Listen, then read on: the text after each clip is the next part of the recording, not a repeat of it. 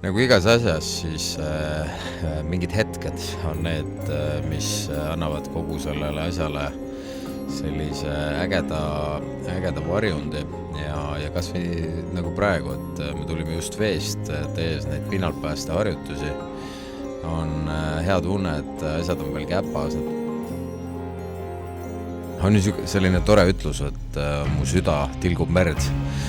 Et merearmastus peaks sinus kindlasti olema, et oled sa siis poisikesena käinud kusagil kalal palju, mere ääres kasvanud, oled sa palju purjetanud, sukeldunud, aga sa peaksid olema kuidagi merega seotud ja mis kõige tähtsam, et sa oled nii-öelda enda ja merevahelises suhtes jõudnud sinnamaale, et sina merest ei ole üle mitte kunagi, vaid sa oskad teda austada ja sa oskad merel hakkama saada.